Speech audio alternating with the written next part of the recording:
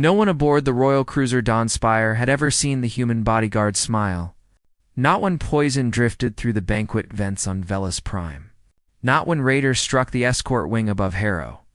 Not even when Princess Lyriel teased him before a court that feared him more than enemy guns. Garrick Voss only watched, moved, and endured. A scarred wall and black armor, broad-shouldered, silent, efficient. The kind of man who made a room feel safer and colder at once. So when the princess handed him a flower on the night the ship was betrayed, half the crew thought she had lost her senses, and the other half thought they were watching the smallest miracle in the quadrant. They were all wrong about the size of it. Garrick had come from Earth after the treaty bombings. After a diplomatic chamber became fire and crystal dust and royal blood, the Sarist court wanted something impossible to bribe and harder to kill. Humanity sent Garrick no ceremony, no speeches, just a contract, a rifle, and a promise if he took the post, the princess lived. From then on, he became Lyriel's shadow, one step behind her in public, one step ahead of danger in private. He checked door seams, studied hands, measured exits, and turned every smile around her into a threat assessment. While Lyriel, bright, curious, and too brave for her own safety, tried for months to get a reaction from him. Jokes, questions, challenges, nothing worked. He never laughed, never relaxed, never smiled. Then the princess noticed the flower in the hydroponics garden. While ministers argued 2 decks above, a gardener passed carrying a tray of red earth's bloomstems. And for one brief heartbeat, Garrick looked at them differently. Not as a guard studies objects, but as a man looks at something from a lost home.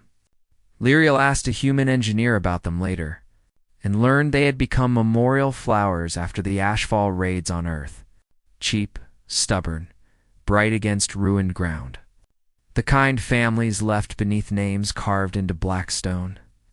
After that, she watched him more closely, how he stiffened at news from Earth, how casualty reports seemed to harden his silence, and she understood at last that Garrick was not cold. He was carrying winter inside him. That was the first crack in the armor. The betrayal came near Neuralis, smooth, patient, professional. False security teams with forged codes entered the diplomatic wing just as the corridor lights dimmed to evening gold. Alarms stayed quiet because someone in command had buried them. It might have worked on anyone else, but Garrick caught one flaw in a reflection panel. The wrong insignia on the wrong shoulder, and moved instantly, shoving Lyriel through a service hatch as blue pulse fire ripped the corridor apart. Nobles screamed. Glass burst, smoke rolled low across the deck. Garrick dropped 2 attackers before the first body hit the floor. Dragged the princess through maintenance shafts. Then sealed a hatch with his own bleeding hand when the override failed. By the time they reached the lower observation ring, he had taken a bolt through the ribs. Black armor slick with blood, yet he still planted himself between Lyriel and the only door. The ship did not shake, but the future did. Outside the window, Neuralis glowed like pale silver inside. Sparks fell from the ceiling, and the grav field stuttered under damage. Garrick reloaded one-handed, breathing hard, refusing to kneel, and Lyriel looked at him. Really looked at the wound, the exhaustion, the certainty that he would die before letting anyone touch her. Then she remembered the flowers she had taken from the garden that morning. Hidden almost without thinking inside her ceremonial sash. With assassins seconds away, she pulled it free. A single red bloom stem, small, soft, absurd in that room of steel and smoke. And held it out to him. "I heard what it means on your world," she said, voice shaking but clear, "and if fire has found you again, then you should not stand in it empty-handed." For the first time, the human looked surprised. He stared at the flower as if it were more dangerous than the guns, as if memory itself had stepped through the smoke and spoken his name. Then something shifted in his face, not much. Only the faintest rise at one corner of his mouth, fragile, reluctant, almost disbelieving but real. a smile so small another person might have missed it. Yet in that moment, it felt larger than the warship, larger than the stars beyond the glass. It was not a smile for victory. It was a smile for being remembered. Garrick tucked the flower into the torn seam of his armor and rose straighter than his wound should have allowed. When the hatch blew inward, he met the assassins with a fury that was no longer cold. It was alive, focused, personal. He fought like a man who had been reminded there were still gentle things in the galaxy worth surviving for.